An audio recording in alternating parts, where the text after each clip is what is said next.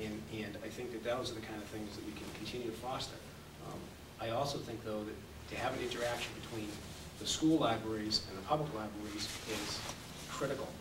Quite often, people have gone and need to get a book at one place or another, and they can go to the library and it can be delivered there for them for their use and their enjoyment. But libraries also serve as an important economic opportunity for people who are looking for employment to be able to go and job find and look and work and build resumes and find opportunities that may exist out there for them. So that's another key component that libraries play in our everyday lives that I think sometimes is lost on people.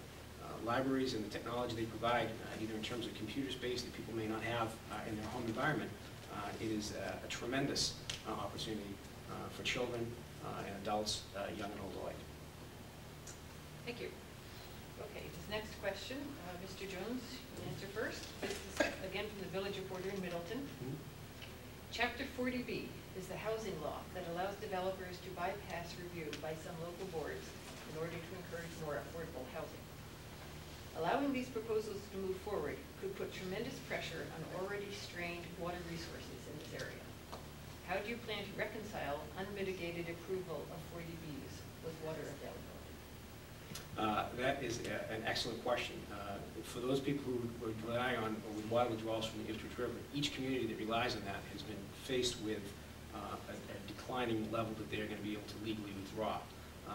That is buckled against the idea of 40B, which obviously is our affordable housing development program that's been on the books for quite some time. And each of the communities I represent has had some pressures with that. Certainly the town of North Reading has several proposals, one approved on Central Street, one pending on Elm Street, another one pending on Mount Vernon Street. We actually passed a comprehensive bill in the House of Representatives this past session, which would have given some relief to cities and towns. Unfortunately, that bill died in the Senate. It is certainly my hope and my expectation that the next term the legislature will respond to this issue, which is a tremendous issue. I think one of the components that can be worked into there is looking at a town's ability to meet the necessary resources, obviously water infrastructure type resources that a 40B development is going to have. That being said, we also have to be cognizant of one of the most important things in terms of our economic development long-term is having adequate affordable housing for workers and people that want to locate here in Massachusetts. It has been a critical issue. It is one of the reasons why it has been tough to get our economy going, because we have to pay people such a high level in order for them to afford to live here.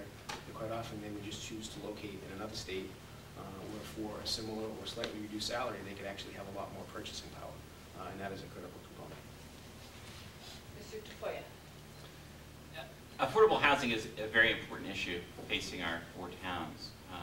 As I've talked to people in the districts, one of the major concerns that they have is, how are our seniors going to remain in our communities, and how are the new families that are starting from the children of our existing families in the communities going to be able to afford to live here. So we do need to balance that requirement for affordable housing with the limited resources that we have.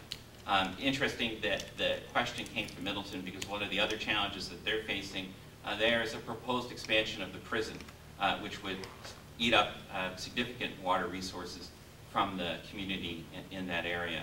And I think we need to work with local officials to make sure that it does not proceed if it's going to have an adverse effect on the community as a whole. But on affordable housing, the direction the state needs to go is to make sure that the communities have a carrot for affordable housing as well as the stick of being able to do faster development if they don't make arrangements for more affordable housing. The carrot that was proposed this year involved more funding for cities and towns that take care of affordable housing.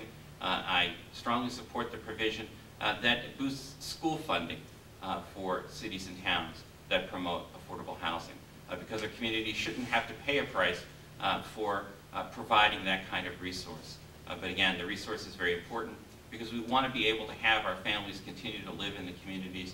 We want to be able to have our seniors continue to live in the communities, so we must move in that direction. Thank you. This next question, Mr. Tafoya, will go first. This is again for the Reading Advocate. What are your suggestions for getting more Chapter 70 money for towns in your district? would explain Chapter 70 money is state aid that is returned to the local district for the for schools. Mr. Fire. Thank you, Peggy. State aid for our schools is, I think, the #1 issue that we face in these next few years. As I mentioned before, in our towns, the cutbacks in state aid have been rather drastic. A town like North Reading in the last 2 years has lost hundreds of thousands of dollars in state aid from where they were at their peak. Reading has lost over $1 million in state aid during that same period of time. Linfield as well is at $1 million. Middleton, again, several $100,000. We must do more to help our towns deal with education finance. The cutbacks in state aid have resulted in many of our communities having to pass Prop 2.5 overrides in terms of increasing operating budgets, as well as the debt exclusions to help finance school construction projects. These have led to significant increases in our property taxes in the communities. My commitment is that as state revenues grow, we must take that money and channel it back to our communities in Chapter 70 aid for our schools. Moreover, we need to force the governor to release other kinds of state aid to our communities that he's been holding up, particularly the Chapter 90 money for our road repair funds. The other area that we need to look at that will help lessen some of the burden in education funding is how we deal with special education funding for those folks who have the most expensive special education placements. I think that we can do more in that area, which will help us. And we need to make sure that state finance is strong and keep the income tax where it is, so again, our property taxes don't continue to increase. Thank you. Mr. Jones. Thank you, Peggy. There are a number of areas. One of the things that we could do immediately to start increasing local aid to vaccines in towns is uncap the diversion of money from the lottery. That in and of itself would deliver $150 million back to the cities and towns, worth several $100,000 to the communities I represent. Now, it's interesting, we talked, my opponent talked about local aid and the amount towns have, and I printed them out before I came over here, and they're basically back where they were at about 2001, give or take a little, because one of the things you need to understand when you look at cherry sheets is not just the receipts, but the assessments. It's sort of like when a person gets a paycheck, you can't just look at gross pay, you have to look at take-home pay and all the things the state holds back. Now, for the towns of Reading and North Reading, they've been tremendous beneficiaries of forward funding the MBTA and seeing their assessments dramatically reduced over time. That has a cumulative beneficial impact. My opponent mentioned Chapter 90 funding. Chapter 90 funding getting back to a level of $150 million is critical. And I'm proud to say that I'm one of the reasons why the governor signed it and why the governor released $120 million this year when he called and asked for my opinion and advice on how to handle that, because it was a tremendous concern. We obviously have a huge capital liability in the state, and how we address that is critical. But I indicated to him that I thought, even if it's not within the confines of Chapter 70, having served as a local official and realizing that money is basically fungible, any money in any account back to cities and towns is a critical component. So Chapter 90, the lottery formula, we're going to have to be, we're all going to await the decision of the Supreme Court on the Hancock case as to how much additional money we need to put into education and how we distribute that. And I think in my position as minority leader, both with the experience that I've had there and the position I occupy, I'm going to be well positioned to try to influence that debate so that our communities get their fair share. And I'm happy to say several years ago I was a proud co-sponsor of the proposal that the league put forward, which I thought was a much more equitable distribution of Chapter 70 funding. Thank you. The next question, Mr. Jones will handle first. It is, what do you consider the most serious environmental issue facing the district, and what action would you propose the legislature take on? There probably are several. Living in various portions of the district, in North Reading, being an Ezra community, we need to be ever mindful of the pollution that is spewed out of the incinerator up there. That's why we've had to go do upgrades that were tremendously expensive for those communities that lived or were serviced there. And we need to work to reduce mercury into the environment. That was proud to co-sponsor an amendment that worked to reduce dental mercury that was adopted, and actually the governor vetoed it and we overrode it, I think unanimously in the House this year. I think the water issue as we have further encroachment on a limited resource. If you look at the town of Wilmington, it had tremendous impacts from TCE and contamination sites over there that have in fact impacted the town of North Reading and impacted the wells in the town of Reading. So I think groundwater contamination that gets into drinking water is perhaps the biggest threat, certainly to the town of North Reading and to the town of Reading. It's in fact what forced the town of North Reading to become the first state to receive an interbasin transfer so that we could in fact purchase water from the town of Andover to meet our needs. So I think that is a critical component. So I would say mercury that goes into the atmosphere and the discharges that go into the water. Reading, a few years back in the early 90s, was very, very close. And I know this is before my opponent arrived in the district, but very, very close to losing all their wells because of a tremendous gasoline spill on 93.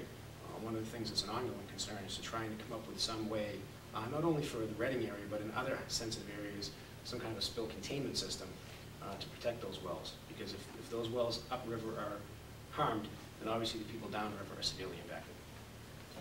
Thank you. Mr. DeFoy? Thank you. The environment is one of these issues where it's hard to take it in isolation because we face so many threats today to our air and water and noise pollution from phenomena that occur all around our communities. The current administration in Washington, for instance, has a terrible record on the environment.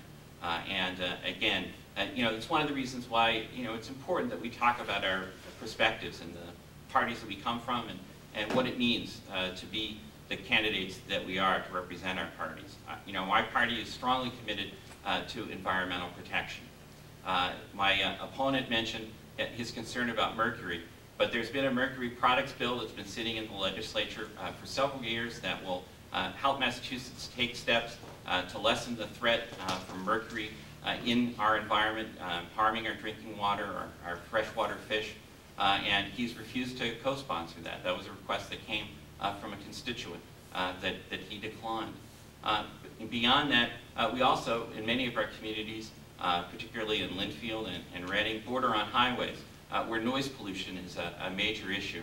And we need to move ahead quickly to secure the sound barriers that these folks have been promised for a long time to help resolve that situation. And further in Reading, we're threatened by an expansion of the I-93 and I-95 interchange that would result in a proposal in 2002 that stuck up on us would have resulted in taking of homes in Reading and surrounding communities. There's an ongoing task force looking at that. We need to make sure the work of that task force revolves around improving the quality of life in our communities and not destroying anyone's home. Thank you. Next question, Mr. Foya will go first. Should we reinstate the death penalty? Do you believe that it deters crime and that it is morally justifiable? I think this is an issue that you'll see some clear differences between my opponent and myself. I will take the second part of the question first. I do not believe that the death penalty is morally defensible. I think it's inappropriate for government to be taking people's lives. I think we've seen in the last few years the experience in Illinois and other states, and even here in our own state, where prosecutions that we thought were solid once upon a time turned out to be very flawed, and that innocent people were threatened with execution and long prison terms for crimes that it wasn't entirely clear that they committed. That kind of mistake cannot be undone by the government. Moreover, I think that experience shows us that we need to dedicate resources, more resources, to our law enforcement community so that we can get things right and so we can get the proper offenders off the streets and in prisons where they belong. The governor's proposal, I think, on the death penalty showed that very much, that the idea that somehow could be a flawless death penalty implementation, and the kind of hoops that law enforcement would have to go through to make that happen, just shows the kinds of resources that we need to have to make sure that we find the proper offenders for violent crimes. We have had in the 90s, we had a vibrant economy, and during that period of time, we saw a significant decrease in violent crime all over the country. The decrease in violent crime